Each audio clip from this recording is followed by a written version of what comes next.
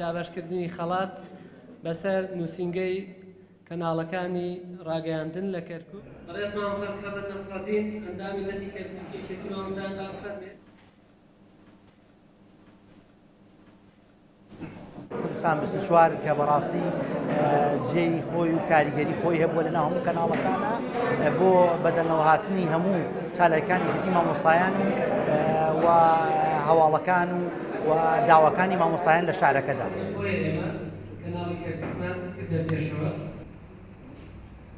ئێمە بە باشمانزانی وەک لەقی کەرکووکی یەکێتی مامۆستایانی کوردستان مەراسیمێکی ڕێزلێنان بکەین بۆ سەرجەم ئەو کەناڵانەی کە ئاوڕی جدیان لێمان داوەتەوە کە توانیویانە پەیام و بەیاننامە و داخوازی و هەڵوێستەکانی ئێمە چ بگەێنن ناو کۆمەڵانی خەڵک و مامۆستایان بە تایبەتی و چ بتوانن حەلقەیەکی پەیوەندی بن لە نێوان ئێمە و حکومەتا لە نێوان ئێمە وەزارەتی پەروەردەیە.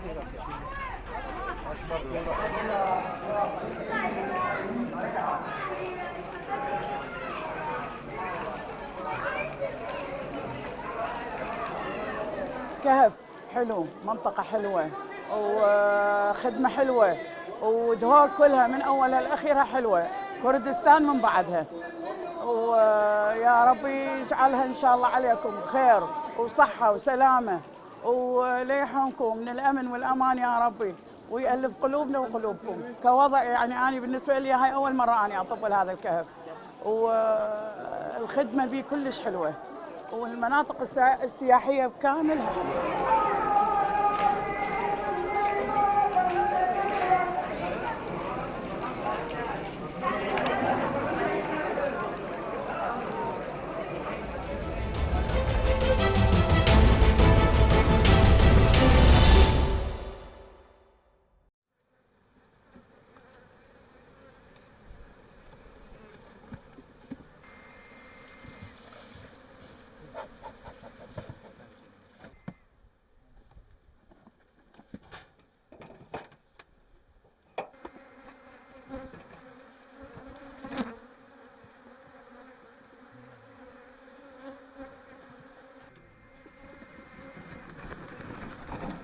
جیاوازی هەنجوینی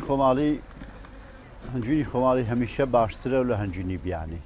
هەنجوینی بەرهەمی خۆن هەمیشە باشترە لە بەرهەمی دەرەوە. ئەگەر بێت و بەرهەمی دەرەوە نەهێت هیچ خۆماڵین زیاتر لێ سوودمەند دەبین و باشتریشە. شیستانەکانی مە خۆشترن لە دەشتەکانی دەرەوەی وڵاتیمە. هەنجوینی مەی قەندیلیە، ئیخوا کورچە، ئیمەنتقەی سیدەکانە، ئیلای سەقەر و مەسەرەن برین هۆڕنە و بڕۆشتینانەی حازی و مەرانە.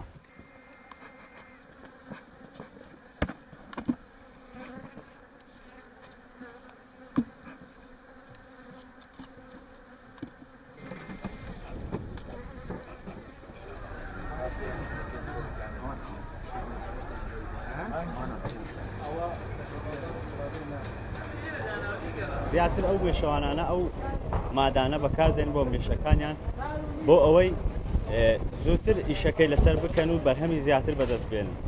وەڵامان کاتدا یعنی بۆ خۆراکی شەکری بەسەرچوو ئێکسپایر ئەوانە زۆربەی زۆری دیان دەنێ، ئەوەش دەبێتە هۆی ئەوەی هەنجوینەکە هەنجوینێکی ئەسڵ نابێت.